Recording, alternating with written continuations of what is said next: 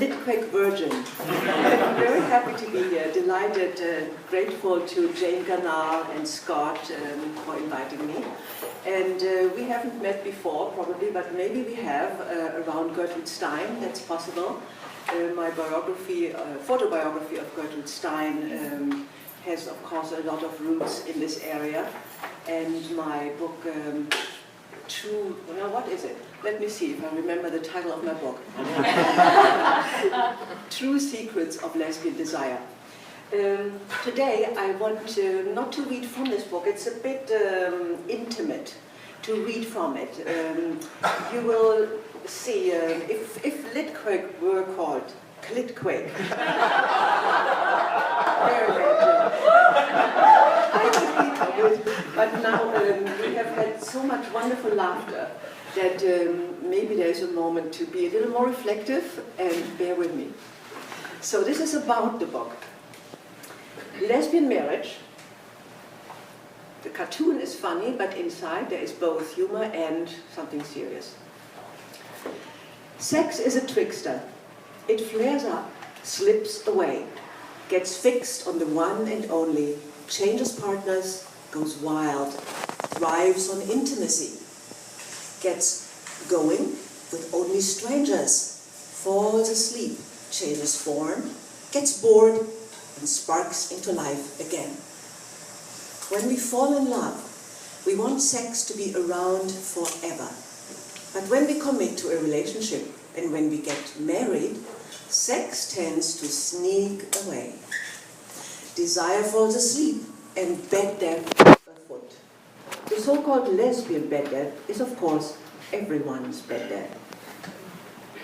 Every marriage is challenged in the same way, no matter your sexual orientation. No protection.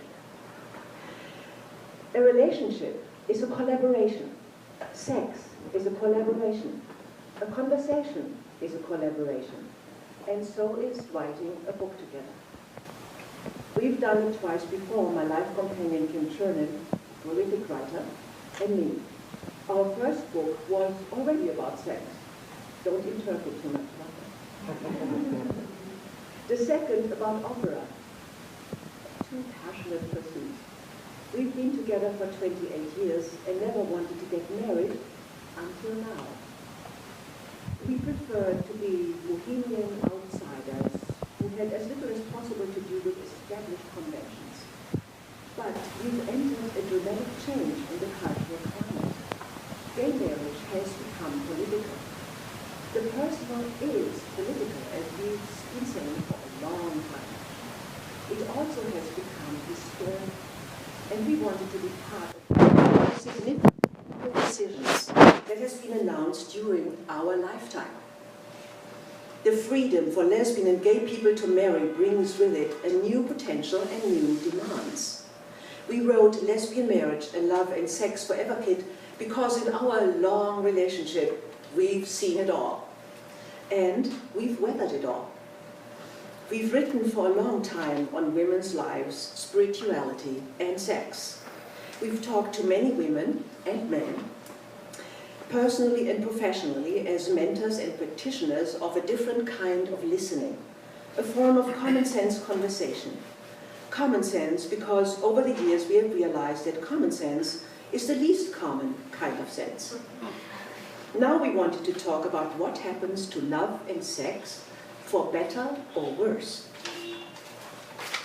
Obviously, sex and marriage are not exactly horse and carriage. We narrowed down a dozen major challenges that occur in every committed relationship. And we gathered strategies, tools we ourselves have found effective in addressing these challenges. For example, we talk about myths of desire, cultural notions of passion and pain versus passion and pleasure. We talk about you always, I never, grudges and bed death. And about the genital corset, the need to loosen up our preset notions about where and how sex has to take place. We discuss the power of never now, people being too busy and stressed to have sex, and the makeover marriage, the inflated expectations of couples that marriage will solve all their problems. We are providing food for thought, and in addition to sexy real-life stories, there is a toolkit. Handy lists of do's and don'ts to keep in mind when passion and romance threaten to slip away. To give you an example of what we are after in this book, let's take one central general misunderstanding about sex in long-term relationships. We call it the hot burn versus the slow burn. The hot burn is the quick flare, the instantaneous sexual kindle, the experience we think worth ruining our lives for. The slow burn takes longer to get going. It needs a more intimate, mature knowledge of our lover's body. It requires patience as the heat gathers and gains force. The great temptation of the hot burn is that you race ahead of yourself and seem transformed. Your old self is left behind. You are carried beyond the sexual limitations that have always plagued you. How could you resist? The slow burn is mostly ignored because it is compared to the hot burn and found wanting. We don't cherish it because we almost don't notice it. After the hot burn, you return to yourself. You come back to the person you have always been in all your sexual shyness, shame, and fear. Back to your serious doubt of your attractiveness.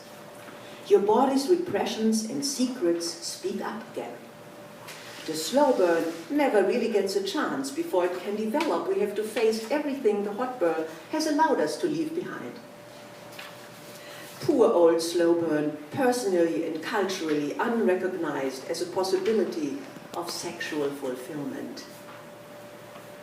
You can be sure Tristan and Isolde, who had been dragged into their passion, knew nothing about it.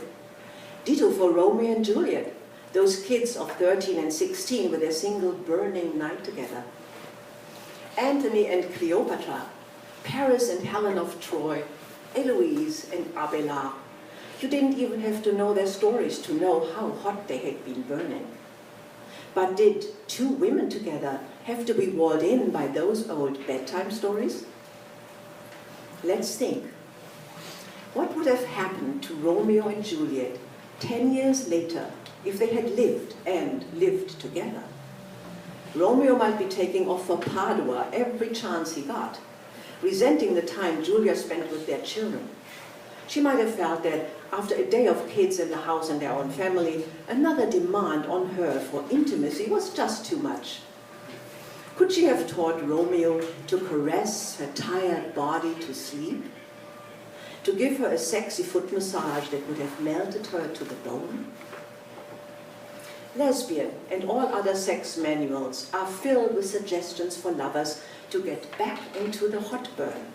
Fill the bubble bath, light the candles, burn your incense, get out that exotic oil, slide your K.D. Lang into the CD player. Start with the back rub. All this sudsing would be well and good if the attempt to reach a hot burn weren't so misguided. Candles light up the slow burn. Think of a sensual, tender flame, a breath moving gently over your skin, kisses lingering in the hollow of your neck, little bites on your earlobe, and naughty whispers. Nothing asked for and demanded beyond what is there for both of you in the moment.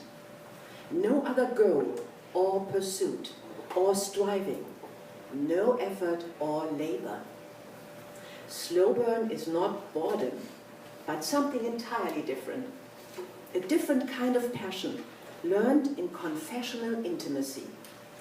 A seasoned passion only a seasoned couple can achieve. A sensual knowledge only you and she, or he, can know. Marriage is an excellent place for carnal knowledge. So, if you're curious about the toolkit that goes with Hot Burn and Slow Burn and all the rest. You'll find it on Amazon and Kindle, and you'll find it right here. I have put a bunch of books out on that table, and you can pay nothing or anything you want, and it's there for you.